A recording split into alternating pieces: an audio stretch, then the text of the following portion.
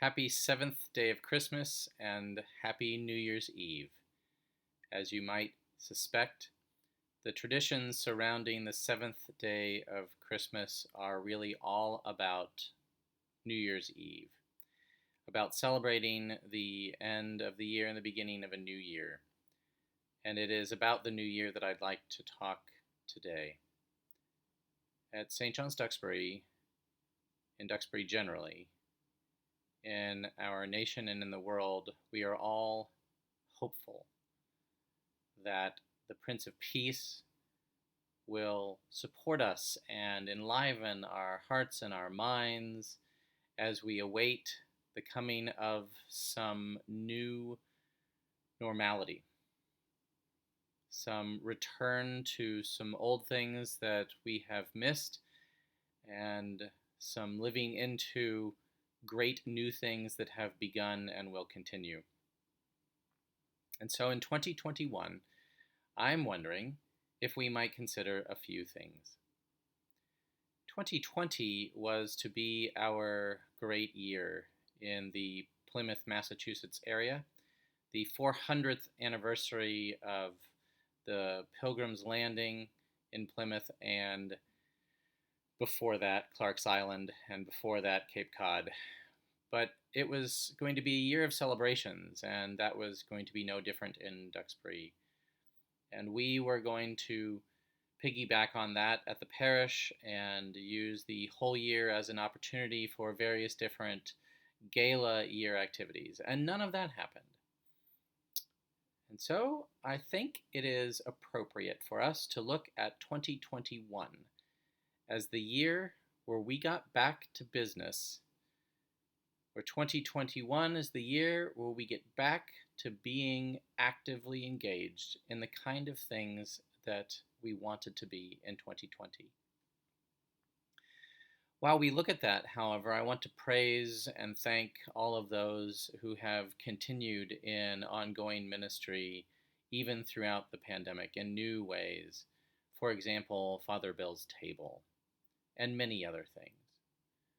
The parish has also engaged in great new activities like online worship, but it has also explored the possibility of daily prayer, evening and morning prayer, of weekly Bible study and class meetings, of vestry meetings, of all kinds of different things, all remotely. And this has actually enabled more people to be involved more often, more frequently. Those who travel, those who are unable to otherwise be physically present, are still going to be able to be active. And so those things will continue in one way or another. And I want to praise our getting through it and learning and changing and growing. Thank God for those things.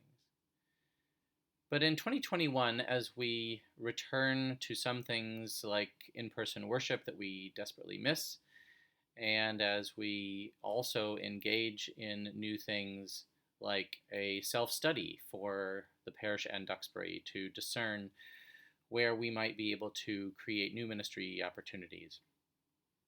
All of these things are exciting and encouraging as we look into the next year and determine that those things which we were not able to do in 2020, we will in fact begin to engage in again in 2021. And thank God for those too.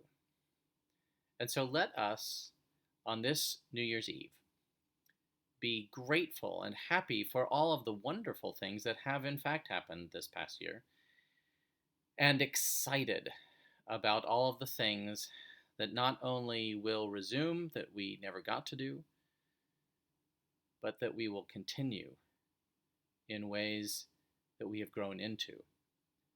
But that's not the whole story, because we don't know the whole story.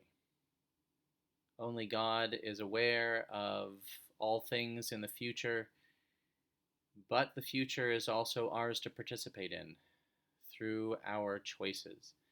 As I talked about yesterday, thinking makes it so, and our choosing on how to react to the world around us and the things that happen to us is actually the most important aspect of all of that.